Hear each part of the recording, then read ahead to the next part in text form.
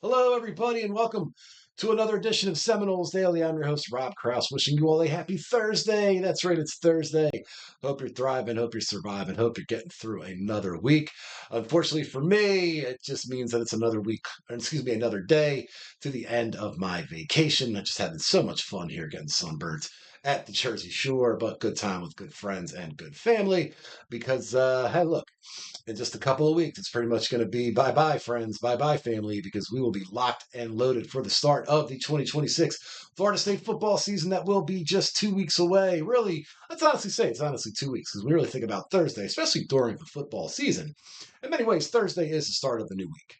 I mean, I know we got action and you get those games on like Tuesdays and Wednesdays, but for all intents and purposes, for the most part, I think we're all in agreement is that Thursday really is the start of the weekend in football season between Thursday night football in the NFL and Thursday night college. You get a good mix. You're setting your fantasy lineups on Thursday. You're reading all the should they start, should they not, checking the gambling lines, all that stuff really happens a lot on your Thursday. So we'll consider that to be, yes, the start of the weekend.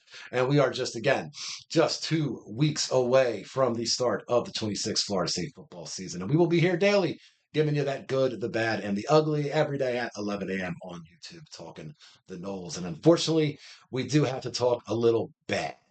Not so much ugly in a lot of ways, but just the bad. And that is that earlier in the week, Carson Hobbs, the young defensive back, did tear his ACL and is expected to miss the season. And this is unfortunate for a couple of reasons. It's Carson Hobbs, for the most part, nice kid, seemingly getting a second chance. He originally went to Notre Dame, saw some limited action with the Irish, didn't quite kind of live up to the hype, as some would say, kind of a little bit buried in the depth chart. Thinks, okay, come down to Tallahassee, making a shot here, and this defense might be a little more favorable to me. It's a pretty open room as far as the backups go. Had really done a good job of getting himself into that nice little second tier role, and unfortunately, again, tears his ACL. And part of the issue that we have that we will continue to harp on throughout this season as it becomes more self evident that they are just not a deep team because when you do not recruit well, you do not develop particularly well at the high school level, then yes, your depth issues are going to come up, and you're bringing in a young man who's got a couple of years in him. You think, hey, no problem, can build and develop and grow, and unfortunately, he tears his ACL. And in this modern sport, I don't know if Carson Hobbs will ever, unfortunately, suit up for Florida State because he may just enter the portal next year because it could be a whole new staff wanting a whole new players, and maybe he just wasn't really particularly pleased with this current staff and they stick around. So just a lot of things to kind of fall out from all of this. But the biggest hit again is going to be your depth. The depth behind your starters at just about every position is just really not the quality you would expect at a program like FSU and the quality you expect for a program to hopefully compete winning 9, 10, 11 games. And unfortunately, losing a young man like this is certainly going to hinder that depth and that chance there, especially in the secondary, which again, we've talked before, has some good top line talent, but there's a lot of youth and a lot of, just wet behind the ears at that spot. And losing a guy like Hobbs, who does have some college football experience, some, big level, high end college experience, doesn't quite help the situation. Real quick, just a quick background about him. He was originally from, like we said, Notre Dame University, came out of Cincinnati Moeller High School area, was a top 60 cornerback coming out of high school. Like I said, did not really quite live up to the billing, but it is Notre Dame. He did play in 16 games, did have one start, did have an interception against NC State, and a career high 4 tackles in his first ever start against Texas A&M. So, again, not an elite starter by any stretch, but a nice depth piece that you spend some money on, and you went to the bank to try to get to shore up your secondary. Takes it. And again, it's just always unfortunate. We've been talking about, being lucky, knocking on wood, that you come out of camp completely healthy or at least relatively unscathed with significant injuries. And unfortunately, this is one for the young man. So lots of prayers, lots of thoughts, lots of hopes for Carson Hobbs that he can bounce back from this in his football career, whether it be at Florida State or whether elsewhere. Never fun to see some injuries. So, but we'll keep it on defense. We'll talk a little Nick Williams. That's right, Nick Williams.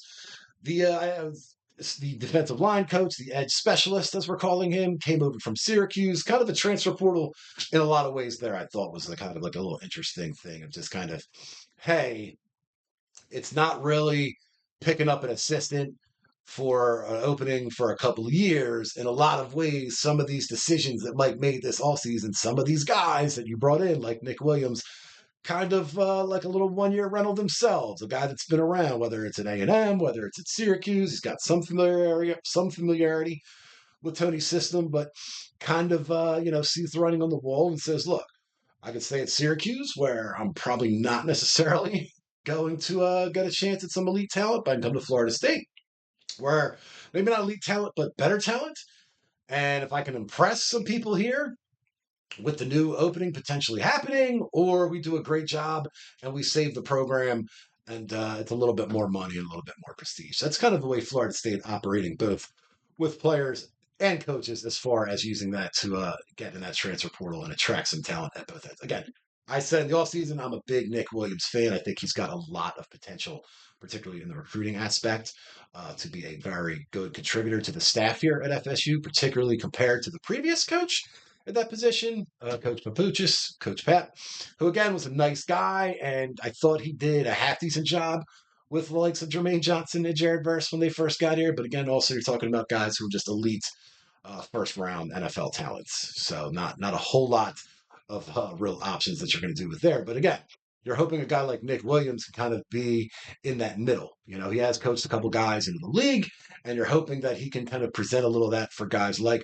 Ryan Kennedy, who's, in his last year, looking to go out, like Verse and like Jermaine Johnson, which is big years on a short term here, hit that double-digit sack total, get themselves in the first round, which could do. Certainly, I think he has that potential to do.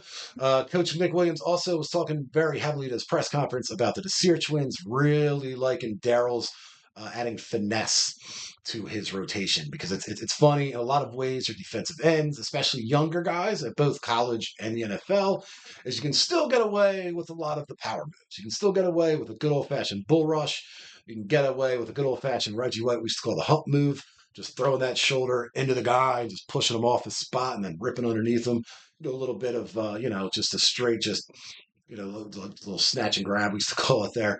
But the finesse moves, man, the finesse, the swims, the rips, the feet, the inside, the spin moves, all that stuff is what separates really good players to the elites. What separates guys from potentially being third, fourth round picks to being first round picks. Guys that can kind of be in the rotation rookie year, or guys that can be on a fast track to Canton. It really is very much about adding finesse, adding those moves to your repertoire. And it sounds like Daryl's been doing a great job per Nick Williams of really adding that, which is good. Well, we want to see, any of these guys like the Desir twins, who had promise their freshman year, showed real growth, real ability, a lot of mold to work with. You want a guy like Nick Williams coming in and teaching them a little bit more and more about the position. So again, it becomes less just kind of high school, I'm stronger than this dude, and more college and NFL, where, hey, this guy is just as strong as me, but I got some finesse moves, man. I got some dancing ability. I got some hand fighting. I got all that stuff in my game to come out and make that happen. So one interesting note he did mention, and we've been talking about it, so I don't know if this is the good or bad, but he said that Nick Williams said that he wants to see more consistency on setting the edge in the run game. And I just kind of went, yes, more actually, because that was such a huge problem last year, particularly if you watch that Florida game. Again, Jaden Baugh, 260 yards on the ground, and all it was just waiting for the defensive end to, collapse on the inside, get sealed off, and the DB's taking a bad angle, and that man had 30 yards before anybody touched him. So that's something that we would like to see. And I don't know how much I love in coach speak saying that we need more consistency, because again, coach speak is always going to be more towards the positive and more towards the glowing. So if they're saying we need more consistency, then they're not really seeing any consistency at all, is my best guess. Because again, you got guys that are a lot of edge dudes, a lot of edge rushers, but not so much edge setters and edge rushing attack or rushing defense. So that's something that we're hoping that we get a little bit more of a positive vibe coming in the next couple of weeks. Now, Nick did say that again, he likes the the effort involved. The effort's there. He said it's just not the consistency and setting the edge and being there. Because also part of setting the edge is a little bit of like patience. It's a little bit of not going to be able to do what you want to do, which is just get to the quarterback. No, you got to kind of wait. You got to play a little contained. You got to keep your eyes up. You got to not so much rush if you have it because they could be setting you up for something to go right by you. So it is a lot of patience and time and understanding. But just a lot of young men at this game and this spot and position aren't just going to really be ready for or accustomed to. So definitely want to see some more growth there, and let's hope it picks up. One thing on Ryland Kennedy that Nick Williams said, which I found interesting as well, wants him to be more vocal, be more of the leader. And that's a tough thing to do or to ask, so to say, because you are talking about a guy who's here for, 4 months, really. Just a rental, try to get the sack total up, try to get to the league. But that doesn't mean he can't be a leader. Doesn't mean he can't be vocal. And I would lean into Ryland if I'm Nick and just say like, hey man, I know you're a rental. You don't really know these guys. They don't really know you. But buddy, if you can show leadership and vocal leadership, given your experience, you're a grown man in this game, you've been around the block. You've been at the elite levels against the elite players. You know what to see in a game. Can you just give a little bit more vocal leadership and a little more accountability? And by all accounts, he is doing that. He is working towards that. That goes a long way to the NFL because then the scouts can call up Nick Williams and Nick Williams could say, hey, man, I got to be honest. As far as leadership goes, we had him for 4 months. And I thought he'd just be a guy that just, wanted to do his time and go. But no, he was very much a part of the leadership council of this defense, getting guys in position, communicating, teaching young guys, things of that nature. So definitely something to encouraging, hopefully, to see a young man like Ryland Kennedy continue to grow and do what coach is asking him to do. Because there are guys on this team who aren't here very long who've already made a significant impact. And of course, we're talking about our favorite player, Deuce Robinson. That's right. We got some preseason stuff here. Deuce Robinson was named to the Warfel watch list. Now, I know Danny Warfel, Florida, and he was certainly a guy that pretty much lit up Florida State pretty much all 4 years of his career. But by all accounts and purposes, Danny Warfel was a true gentleman off the field, a true man, strong in his faith, strong in his conviction. Then you didn't catch him, late at night at the clubs, at the bars. You didn't catch him getting in issues with the police. You didn't catch him, really doing anything other than watching football and going to church, reading the Bible, and just being a gentleman. And that's, at the end of the day, that's pretty awesome for guys in this position, in this. And it's also nice to have a guy like Deuce Robinson getting that consideration for the award. It's akin to the Walter Payton Man of the Year award in the NFL.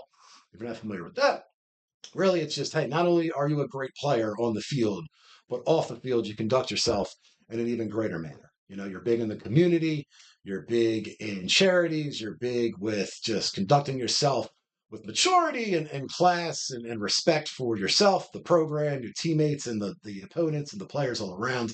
And that's just what you expect from a guy like Deuce. And so very happy to see him getting his pub here, not just because he is a great player, a first-round pick, in my opinion.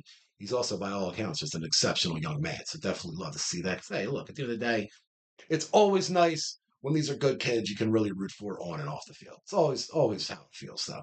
But on the field, Mekhi Danzy did make the Athletics Top 101 Freaks edition, and with reason. He came in at number 12, per Bruce Feldman, who wrote the list. Bruce, a long-time, very smart college football guy.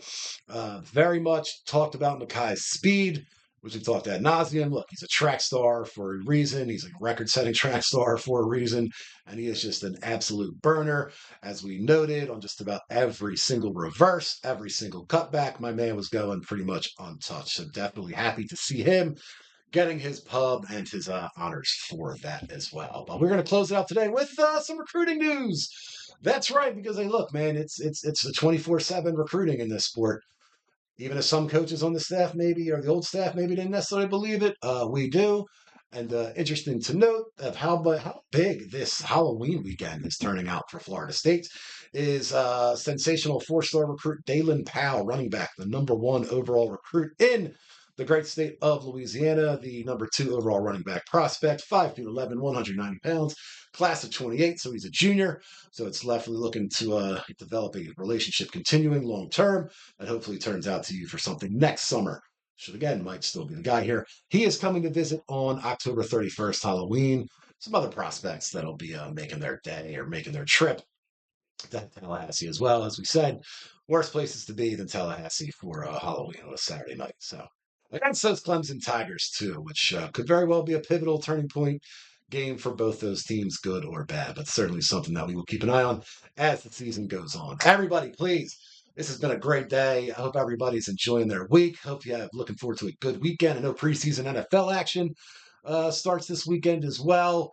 So always good to just have some football on the screen. Everybody, please have a great rest of your day. We will be back tomorrow, 11 a.m. Knowles, Seminoles Daily on YouTube. As always, talking that good, the bad, and the ugly. And we always will close out with pride, as we say. Go Knowles.